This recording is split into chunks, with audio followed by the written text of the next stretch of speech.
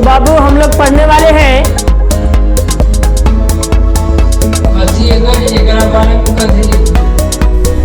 साथियों, समझौता किस्तों का किया जाता है, रिश्तों का नहीं।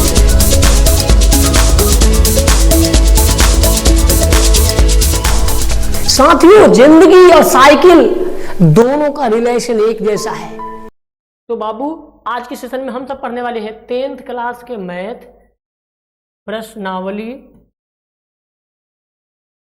1.1 के क्वेश्चन नंबर 2।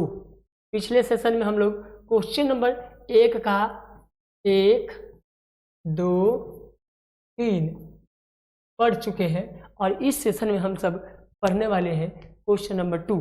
तो आप लोग समझ गए होंगे कि इस सेशन में क्या पढ़ना है। अब हम डायरेक्ट आते हैं पॉइंट पे।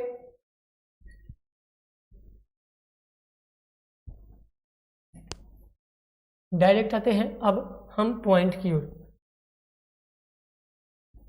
सबसे पहले लिखेंगे हल। हल लिखकर एरो देंगे। माना कि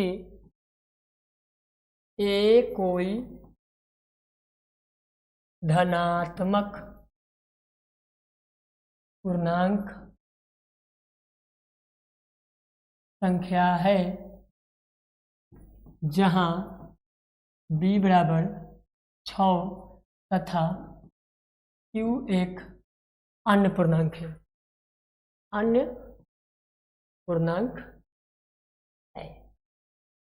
सबसे पहले इस लाइन को लिखना है अपने कॉपी में। अगर पेन पेपर लेकर नहीं बैठे हैं तो जल्द से जल्द पेन पेपर लीजिए और लग जाइए तहलका मचाने के लिए, क्योंकि बिहार बोर्ड के बच्चे बहुत ही मैथ में जीनियस होते हैं और आप पर बहुत ही जिम्मेवारी है इस देश की, इस समाज की, इस बिहार के आन बान और शान आप ही हैं। इसलिए आप थोड़ा सा भी लापरवाही ना करें और तुरंत पेन पेपर लेकर मेरे साथ चलिए, फटाफट सीखते हैं और तहलका मचाते हैं बिहार बोर्ड में।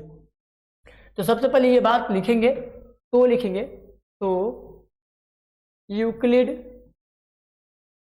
विभाजन प्रमेयिका से या एल्गोरिथम से। तो यूक्लिड विभाजन प्रमेयिका से या एल्गोरिथम से इस बात को लिखना है। अब लिखेंगे इसका फॉर्मूला a बराबर बी क्यू प्लस आर।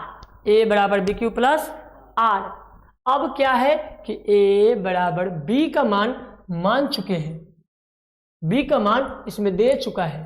दर्शाइए कि कोई भी धनात्मक विषम पूर्णांक 6q + 1, 6q + 3, 6q + 5 के रूप का होता है जहां q एक अन्य पूर्णांक है।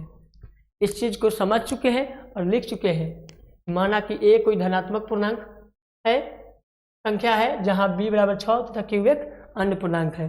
तो यूक्लिड विभाजन प्रमेयिका से। अब आइए b का मान देखिए, 6 लिखाएगा, 6q + r। अब जहां लिखेंगे जहां r बराबर 0 या 1 या 2 या 3 या 4 या 5, तो 0 से लेकर 1 से 5 तक लिखेंगे। ऐसे भी लिख सकते हैं, नहीं तो बहुत बच्चों को ये कंफ्यूज होता होगा। सिंपल लिख सकते हैं 0, 1, 2, 3, 4 और 5। जितनी संख्या हो उसे एक कम ही लिखना है। अब क्या लिखेंगे 6q + 0 या 6q + 1 या 6q + 2 या 6q + 3 या 6q + 4 या 6q + 5। तो 6q + 6q + 6q + सब में ऐड करते हुए जाना है। अब देखिए 6q + 0 का कोई वैल्यू है क्या? नहीं। तो 6q + 1 या 6q + 3 नहीं 2 सॉरी और 3 6q + 3 या 6q + 4 या 6q + 5। तो आपका काम है 1 से 5 तक वही बात को रिपीटेड करना। कौन सी बात को? जो 6q + 1 से लेकर के टोटली 5 तक लिखना। ऊपर में भी लिखा हुआ है वही बात, इसमें भी लिखा हुआ है सेम वही बात। अब बात आती है सम और विषम की। तो इसमें 6q प्लस 2 या 6q प्लस 4 एक सम संख्या है, एक सम संख्या है। लेकिन 6q प्लस 1 या 6q प्लस 3 या 6q प्लस 5 एक विषम संख्या है, विषम संख्या है।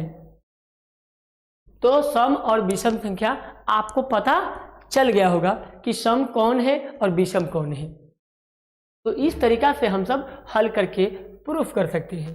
तो यहाँ पे लिख सकते हैं प्रमाणित है, यह संख्या प्रमाणित हुआ, प्रमाणित हुआ। तो आई होप कि आप लोगों को समझ में आ गया होगा, क्योंकि ये बहुत ही शानदार सवाल है। इसमें सम और विषम ही सबसे बड़ी पहचान है। अगर वीडियो समझ में आ गया होगा तो वीडियो को कर दीजिए लाइक और चैनल को कर दीजिए सब्सक्राइब और दोस्तों के साथ शेयर, तथा आपके मन में कौन सा प्रश्न और कठिन लग रहा है उसे कमेंट बॉक्स में डालिए और उसका सॉल्यूशन पाइए। हम नेक्स्ट वीडियो में आपके सॉल्यूशन को लेकर के आने वाला हूं। धन्यवाद।